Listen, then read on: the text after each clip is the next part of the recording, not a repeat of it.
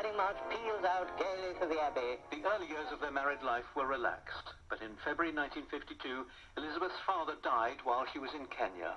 Her coronation the following year was watched by millions.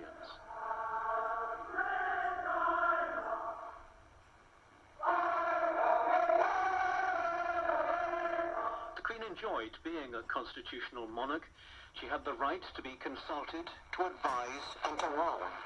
She never gave an interview, but in the early 1990s, she spoke in a BBC documentary about her duties and the nature of her life. If you live in this which people don't very much, you live very much by tradition and by continuity. I find that's one of the sad things, that people don't take on jobs for life. They try different things all the time. I mean, as far as I'm concerned, I know exactly what I'm going to be doing 2 months hence, or even beginning to know about next year. And I think that this is what the younger members find difficult, is the regimented side of it. By 1992, there'd been fairy tale royal weddings and painful separations. At the end of that year, there was a fire at Windsor Castle. The Queen admitted it had been a difficult 12 months.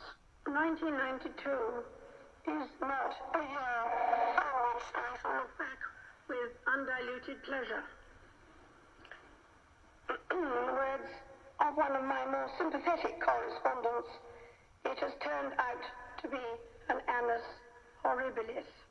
When Diana, Princess of Wales, was killed in a car crash in Paris in 1997, the monarchy was shaken.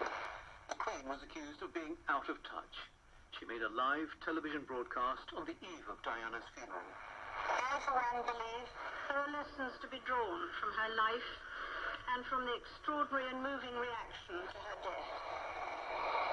I share in your determination to cherish her memory. 5 years after Diana's death, in 2002, people turned out in their tens of thousands to mark the Queen's Golden Jubilee. One of the highlights was a pop concert inside Buckingham Palace. There were more significant milestones, a historic state visit to the Republic of Ireland, and an equally historic first handshake with the then Northern Ireland's Deputy First Minister, Martin McGuinness, once a former commander of the IRA. In June 2012, a national service of Thanksgiving was held at St. Paul's Cathedral to mark the Queen's Diamond Jubilee. A month later, at the opening ceremony of the London Olympics, she played herself in a spoof James Bond film. She was a mother, a grandmother, and a great-grandmother. She became Britain's longest-serving monarch in September 2015, when she surpassed the reign of Victoria. It wasn't something the Queen said that she'd ever aspired to. Inevitably, a long life can pass by many milestones.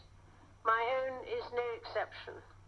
But I thank you all, and the many others at home and overseas, for your touching messages of great kindness.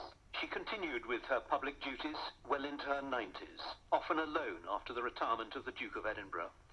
There was further family turmoil.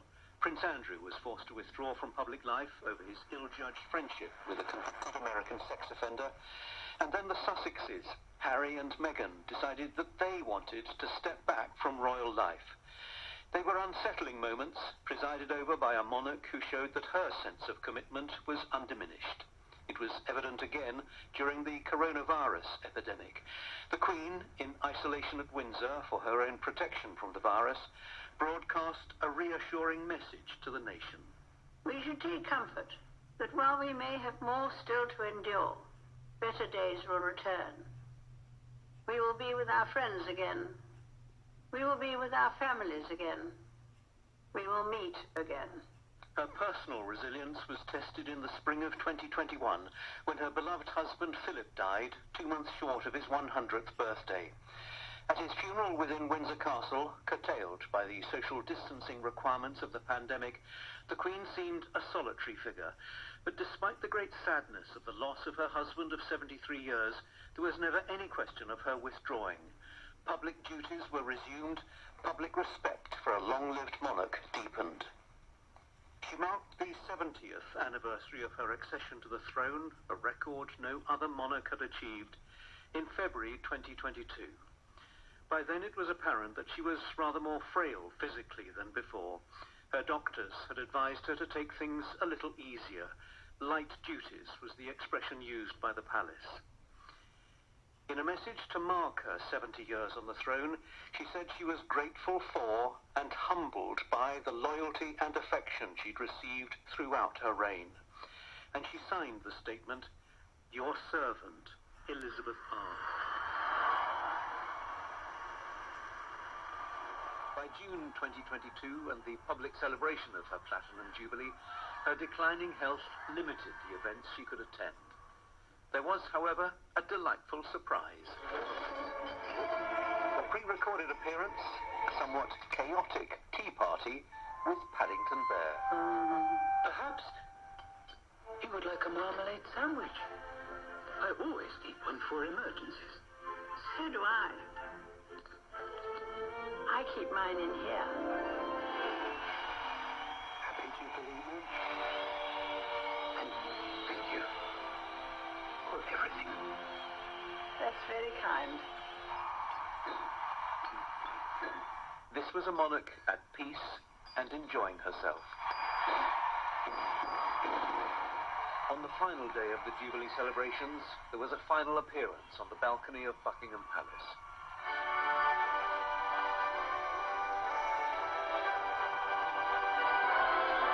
The national anthem was sung. A much-loved monarch acknowledged the many thousands who'd waited to greet her. The crowds cheered and cheered, but finally it was time to go. The Queen turned to depart from the balcony on which she'd first been seen as a baby. There was an unspoken feeling that an era was drawing to a close. For decade after decade, Elizabeth II embodied the strengths of a constitutional monarch, a steadfast presence in a constantly shifting world, representing a changing kingdom to itself and to the wider world. Hers was a life guided by Christian faith and by the unfaltering sense of duty to which she'd pledged herself on her 21st birthday. It was something she'd reflected on during her Silver Jubilee in 1977. When I was 21, I pledged my life to the service of our people, and I asked for God's help to make good that vow. Although that vow was made in my salad days when I was green in judgment, I do not regret nor retract one word of it. That was our royal correspondent, Nicholas Witchell, with a look back at the life and reign of Queen Elizabeth. Well, Britain's new Prime Minister, Liz Truss, who had only travelled 2 days ago to Balmoral to see the Queen and officially become her 15th and final Prime Minister, has been speaking outside her official residence at number 10 Downing Street here in London. She described the Queen as the spirit of the country and the rock upon which modern Britain was built. We are all devastated by the news that we have just heard from Balmoral. The death of Her Majesty the Queen is a huge shock to the nation and to the world. Queen Elizabeth II was the rock on which modern Britain was built. Our country has grown and flourished under her reign. Britain is the great country it is today because of her. She funded this land just after the Second World War. She championed the development of the Commonwealth from a small group of 7 countries to a family of 56 nations, spanning every continent of the world. We are now a modern, thriving, dynamic nation. Through thick and thin, Queen Elizabeth II provided us with the stability and the strength that we needed. She was the very spirit of Great Britain, and that spirit will endure. She has been our longest ever reigning monarch. It's an extraordinary achievement to have presided with such dignity and grace for 70 years. Her life of service stretched beyond most of our living memories.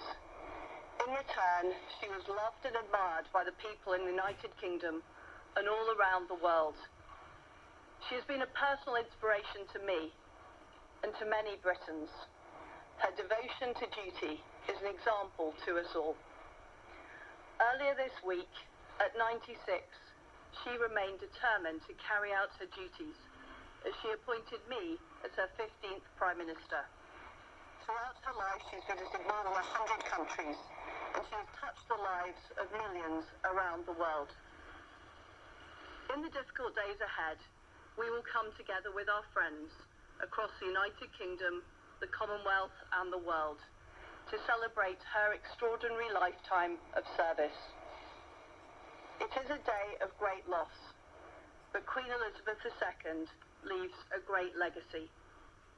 Today the crown passes, as it has done for more than 1,000 years, to our new monarch, our new head of state, His Majesty King Charles III.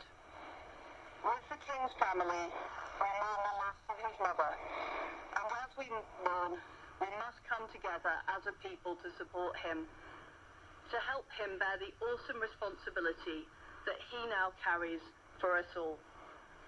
We offer him our loyalty and devotion, just as his mother devoted so much to so many for so long.